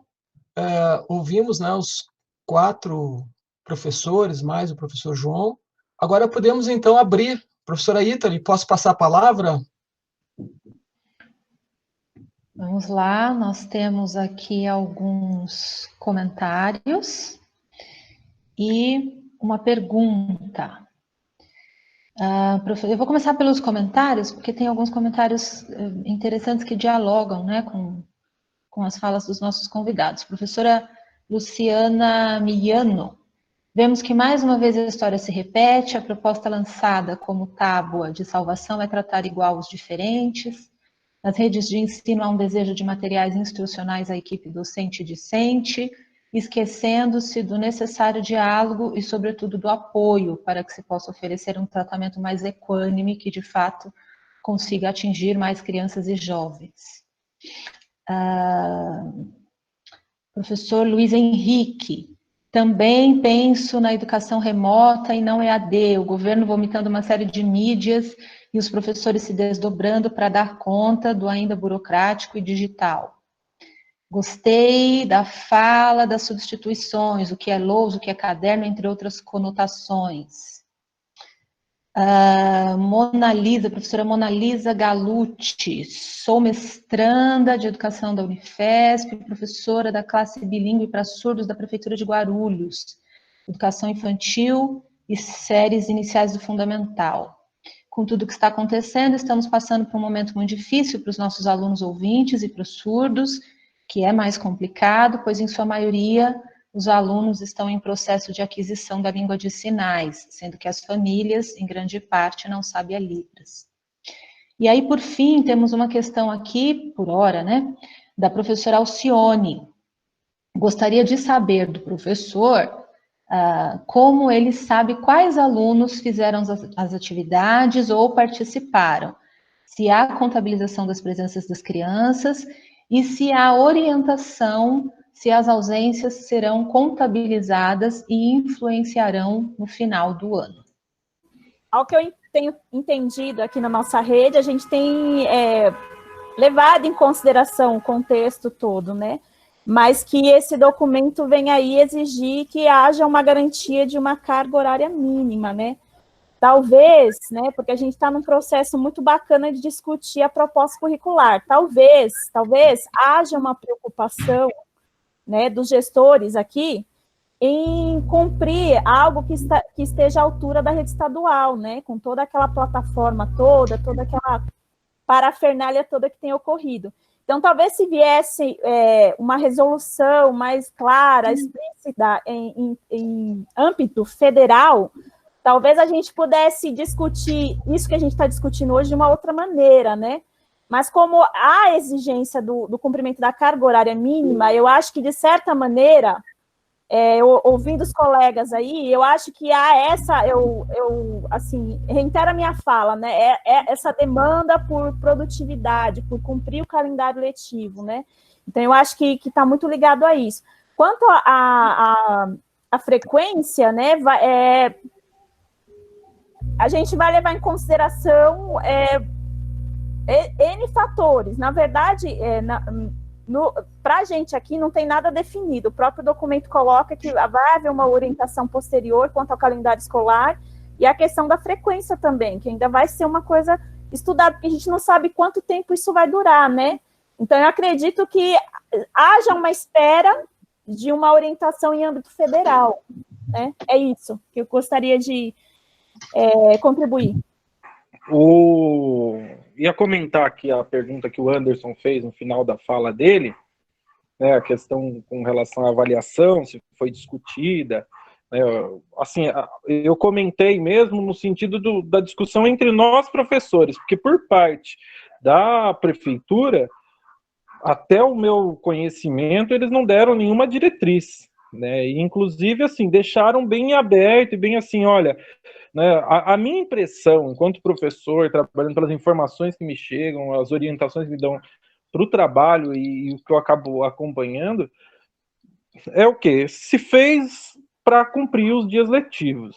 E eles vão dar um jeito, aparentemente, né, não sei se uma legislação federal, como a colega anterior comentou, ou qual vai ser, acredito que vai ser, me parece, mais das redes mesmo, de utilizar essas atividades para cumprir horas. E assim, essa avaliação fica a critério dos professores sem poder cobrar muita coisa, porque, como eu disse, principalmente na prefeitura não foi oferecida internet, então assim, eles entraram nessa do remoto, é um complemento, e não tem muito o que fazer. Na verdade, assim, na minha leitura, principalmente o livro, né, o Trilhas de Aprendizagens, é um grande improviso ali, pegaram foi feito, né, pela coordenadoria pedagógica da prefeitura, foram pessoas que já trabalham na rede e tal, na parte de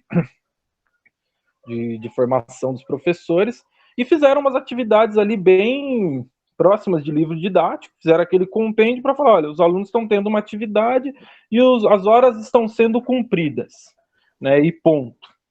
Então, assim, eu acho que é mais isso que eu queria comentar com relação... Daí você falou de quem vai corrigir as atividades, né? As que a gente passa, a gente mesmo que corrige, né? Quando eu falei da questão do compensatório, é mais no discurso, né? Que você também citou ali, né? Tem um discurso compensatório de, olha, assim, na minha leitura, ó, temos esse improviso aqui, temos esses livros, temos aqui o Classroom, temos atividades de complemento, mas, assim...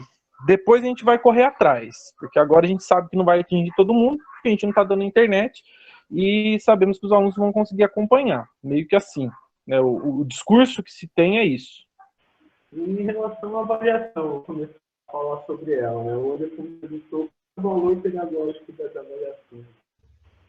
Aqui antes a gente tem que pautar uma questão que é justamente o que é avaliação, né?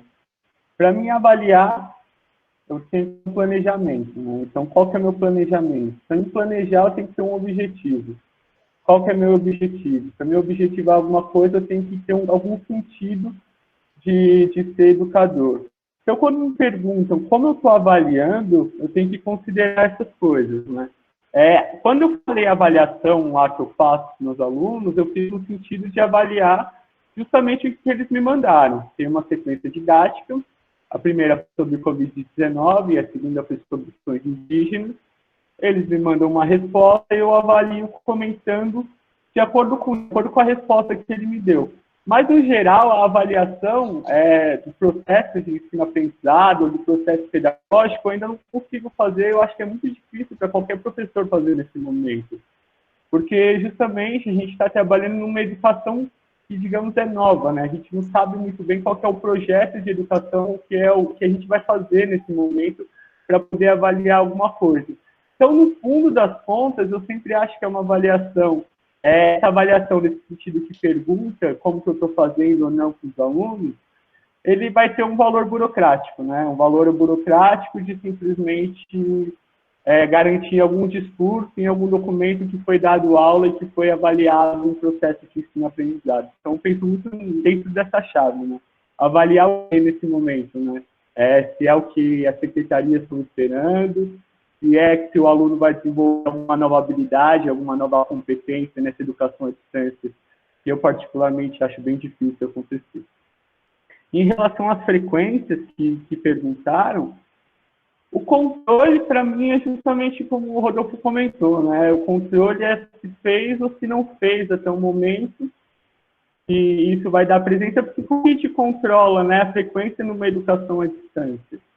Né, um horário que o aluno tem que estar ali, um botão que ele tem que apertar, e a atividade que ele tem que me enviar ou não, as atividades que chegam para mim ou não. A minha frequência, que eu posso dizer é que dos meus 24 alunos, 18 mandaram atividade, eu sei que 2 não têm acesso à internet, pegam remotamente, vou entregar em algum momento para mim poder ver ou não essa frequência. Mas eu acho que a frequência mesmo é a gente conseguindo registrar o máximo possível do nosso trabalho, porque daqui a pouco, como o Rodolfo falou, ou a Vanessa, vão vir diretrizes, o que é controlar uma frequência à distância, né? Se apertar o botão, se mandar uma atividade, ou se, enfim, o que seria isso? Então, como eu disse, né, a forma como eu estou controlando a frequência é justamente se a atividade final chega para mim, ou seja, se o aluno fez ou não. Eu posso dizer que dos meus 24, 18 enviaram, que eu corrigi, comentei, avaliei dentro do que me cabe fazer naquele momento. E eu sei que 2 não têm acesso à internet, eles retiraram a avaliação na escola, provavelmente vão entregar lá, ou depois, em algum momento. E eu acho que esses registros de frequência, registros de avaliação, no fundo, vão virar uma ficção burocrática, né, para poder...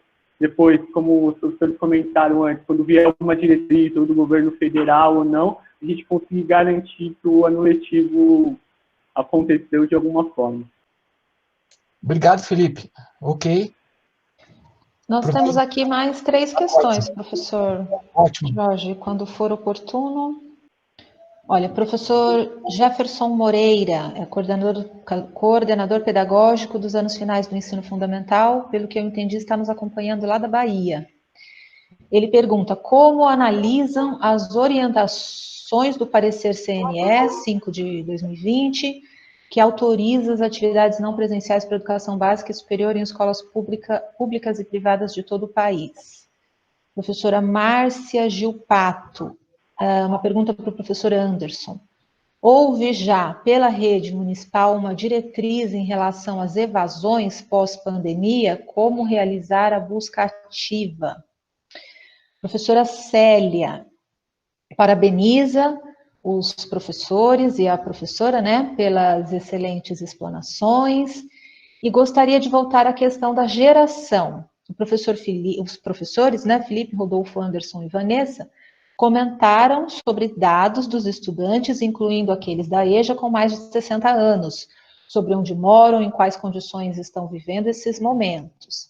Mas esses sujeitos estão sendo ouvidos? O que pensam sobre essa experiência tão incerta, para além das atividades que lhes estão sendo endereçadas? Ok, a palavra está novamente com nossos convidados, né? Professora Vanessa, você gostaria de colocar alguma coisa? Eu não sei se eu passei a palavra anteriormente para você, você me desculpe. Posso retomar, sim. Eu vi um comentário de uma professora perguntando em relação aos educandos surdos, né? Há uma orientação neste documento que eu havia comentado na minha fala em relação aos estudantes deficientes, né? De que a escola precisa achar um melhor caminho, né? Na verdade, ele se coloca que a escola tem esse papel de acessar essas famílias, né? De dar esse suporte, né? É até engraçado falar isso, mas no documento diz para atender com qualidade esses estudantes, né? Então, ela cita lá o TEA, os estudantes surdos, cegos, né? E que a escola tem que ter uma abordagem específica para esses estudantes, principalmente os estudantes cegos e surdos, né? Com relação a essa abordagem, isso me incomoda um pouco, né? Porque dá a impressão que é uma batata quente que caiu no colo, né, da escola, né? Como fazer, né, para acessar essas famílias desses estudantes? Eu já entrando no questionamento da professora Célia, eu fico pensando como é que a gente vai lidar com esse estudante, seja ele de qual faixa etária for, essa pessoa, né, esse indivíduo que, por exemplo, teve alguém que faleceu na família, né, por conta do Covid, né, que tem essas famílias que estão enlutadas, né, o trauma social é muito grande, né, o trauma social é muito grande, mas eu fico pensando nesse estudante que teve ali, que está enlutado porque perdeu alguém da sua família, né, são várias reflexões que nos vêm, né, como é retomar, e eu me peguei pensando, né, se valia a pena aí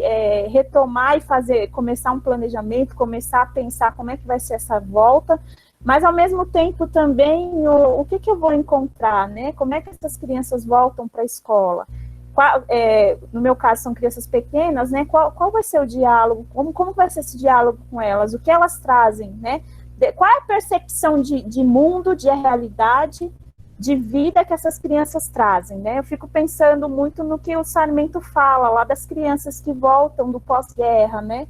Elas não deixam de viver a infância, mas é uma infância vivida na guerra. Eu fico pensando dessas crianças que provavelmente o adulto não conversou com elas, devido a tantas preocupações neste momento, elas veem as notícias nas TVs, elas ouvem as conversas, elas devem ouvir o que o presidente fala lá nos noticiários, mas qual a percepção dessas crianças nesse momento, né? Então, são muitas as reflexões, né? Eu acho que a gente vai ter um bom material aí para se preocupar nos próximos anos. Eu não digo no próximo semestre, mas eu acho que nos próximos anos, pensar realmente qual a função social da escola, qual a função social de nós docentes na vida desses educandos, né? Então, a minha contribuição seria essa. Obrigado, professora Vanessa. Acho que agora o Rodolfo, Felipe e Anderson podem, conforme eles se sentirem aptos, aí a colocar as suas impressões e também a responder aos questionamentos. Então, com a palavra, por favor. Posso falar? É o Anderson. Claro. Gostaria de responder a Luciana, né? Ela perguntou aí sobre o adicional noturno em Santo André. Então, Luciano, não houve nenhuma diretriz, normatização referente ao adicional, né? O que houve por hora, mas não é nada oficial, é que o adicional será mantido via memorando, né? De acordo com a participação dos professores, no horário que deveríamos estar em sala de aula, né? Devemos estar auxiliando os alunos via WhatsApp, via e-mail, na medida do possível, né? Então, sobre o adicional noturno é isso. E a Márcia também ela perguntou, né, sobre a evasão. Também é uma questão que é difícil, né? Nós estamos tentando, os professores, o contato com os alunos também via WhatsApp, via a entrega das atividades, como alguns já comentaram, fazer um certo levantamento, né? E por hora, um levantamento prévio que nós temos aí, nós vimos que 50% dos alunos apenas, na EJA, né?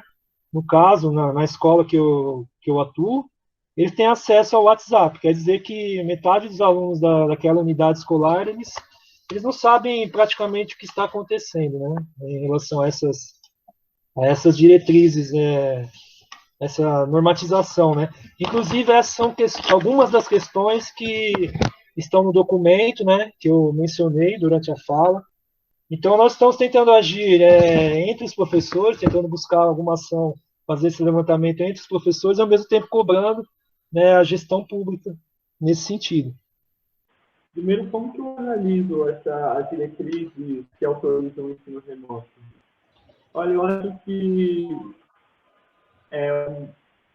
tirar uma outra posição, né, uma outra medida, seria, digamos, acreditar que tem um pensamento hegemônico na sociedade que outros princípios, né, que pensam a educação com outros princípios.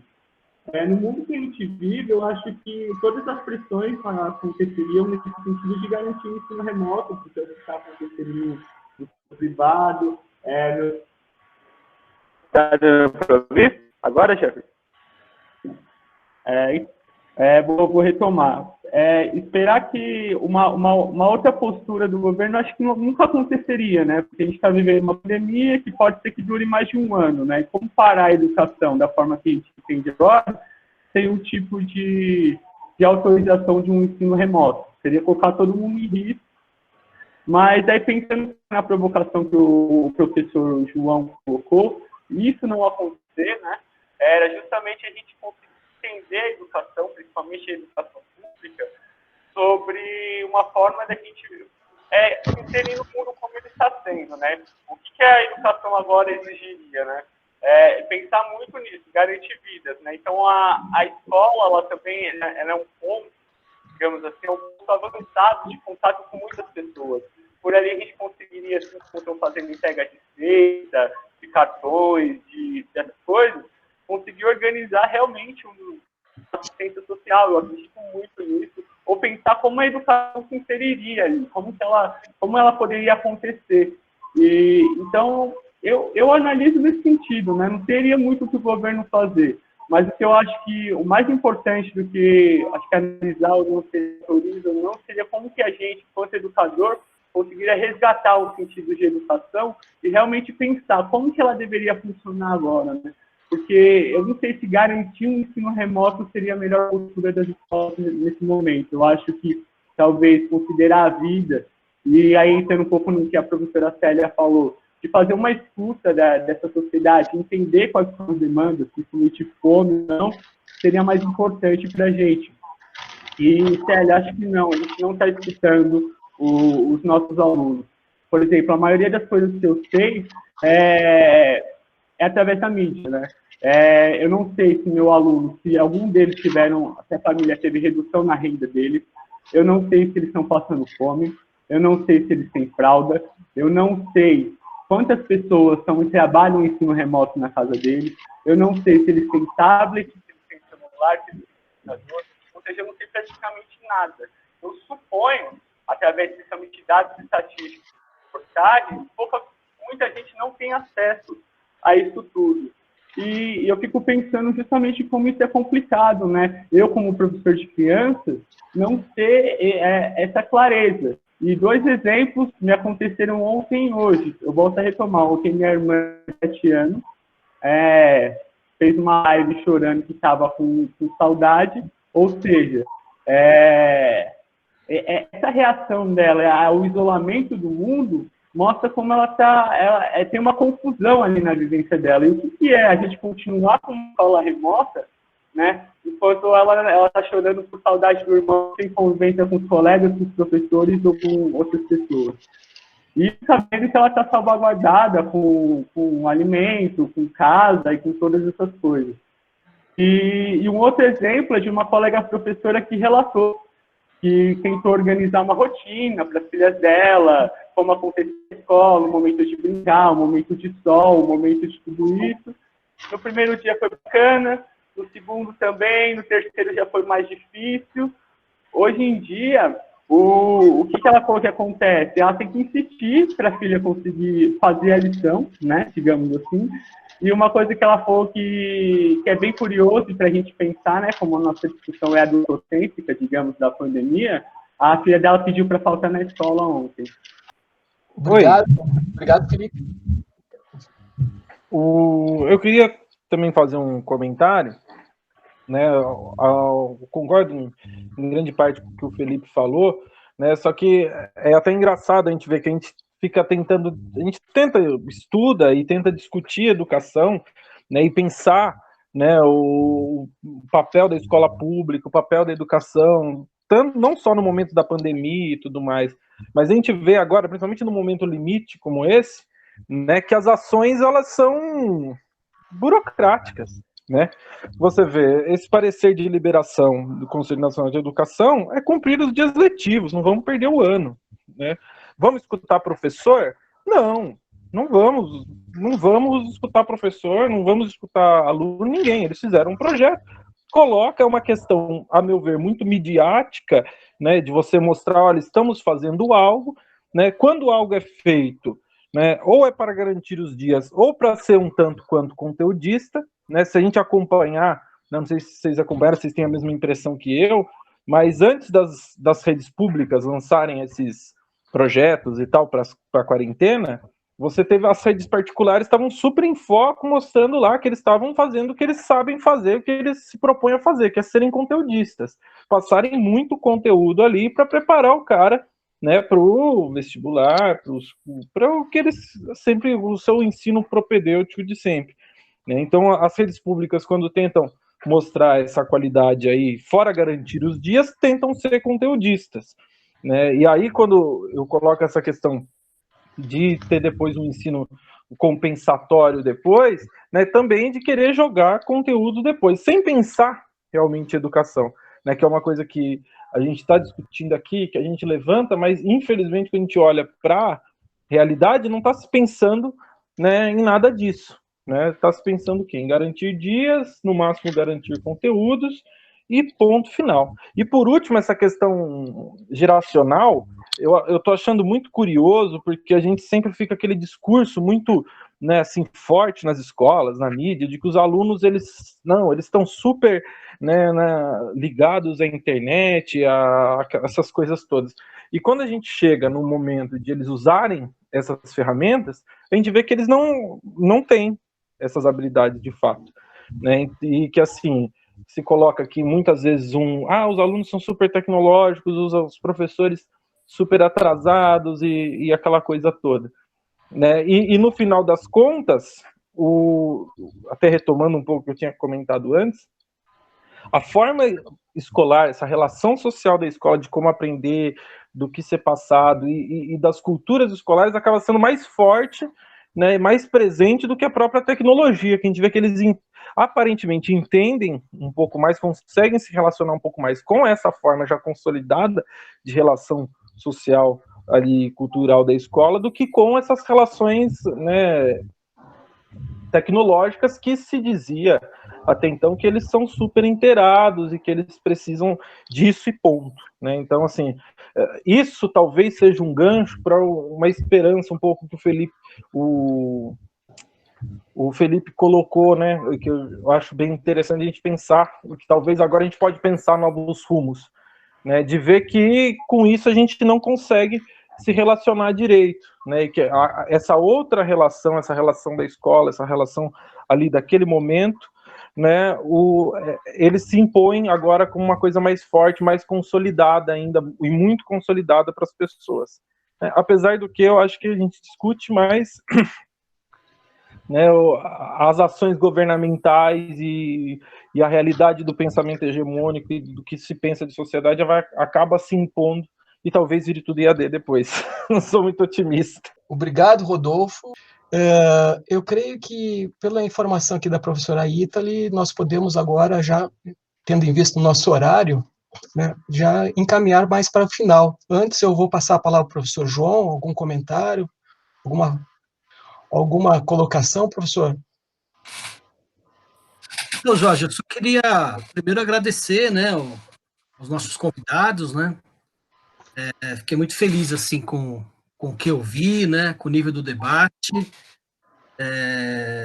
Esse é um momento no qual a gente tem certeza, né, para além das outras certezas que já temos, do papel da escola e da universidade pública, né? São nossos alunos, nossos professores da escola pública, nossos parceiros de profissão, né? Fico muito orgulhoso aqui.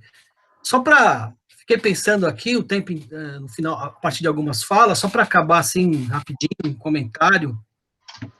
Eu fiquei lembrando, estou muito tocado com essa questão da geracional, né? Assim, nesses dias isso tem me feito pensar muito. E eu fiquei lembrando aqui, durante as falas, do conto lá do Machado de Assis, né? Contos de Escola, no qual uma criança fica na dúvida se vai para a escola ou se vai brincar, mas lembra da última sova que tinha tomado do pai e resolve ir para a escola, né? E vai para a escola e tem uma situação específica na escola, todo mundo está convidado, quem não leu, a ler o conto, em que ele é induzido, né, uma situação de corrupção, etc, e enfim. Ou seja, deveria ter ido brincar na rua, né, e submetido a outra sova do pai, né. Eu fico pensando isso porque as nossas crianças hoje, nossos adolescentes, nossos jovens, eles estão numa situação bem delicada, né, porque a cultura e a forma escolar com a qual eles se relacionavam, até então em condições, entre aspas, normais, vem mostrando há muito tempo seus limites. E seria muito triste que eles tivessem, ou que eles fossem submetidos em casa, sem poder sair às ruas, jogar bola, ou seja, nem correr o risco de apanhar das famílias vão poder ter, para resistir a uma cultura e uma forma escolar contrária à vida, né? Então, acho que a pandemia e toda a tristeza que isso provoca, talvez abra uma possibilidade de tensionarmos essa questão. Não tenho nenhuma ingenuidade no sentido de solucionar, mas tensionar, para além do que já é uma tensão essa vida moderna. Mais isso, Jorge, mas principalmente agradecer a todos, né, os envolvidos. Obrigado, João, e eu gostaria também de agradecer aos convidados pela disponibilidade em aceitar e fazer parte dessa atividade, e aproveito já para indicar que nós vamos continuar o primeiro ciclo, né, que trata, né, da educação e formação em tempos e cenário de pandemia. Ele continua na próxima sexta-feira, só que o horário mudou. Na próxima sexta-feira, volta para o horário da manhã, às 10 horas. Nós vamos mandar os convites, tudo direitinho, mas já vamos registrando. Na próxima sexta-feira, nós teremos, então, a experiência educacional de professores do ensino médio, e nesse dia nós teremos a professora, como convidados, professora Osani Martinani de Souza e o professor Humberto Andrade Pinto. Então, vamos aguardar até a próxima sexta-feira, e eu queria, então, me despedir de todos. Muito obrigado pela presença, pela audiência, pelas questões, pela participação. Em suma, muito obrigado e até a próxima semana.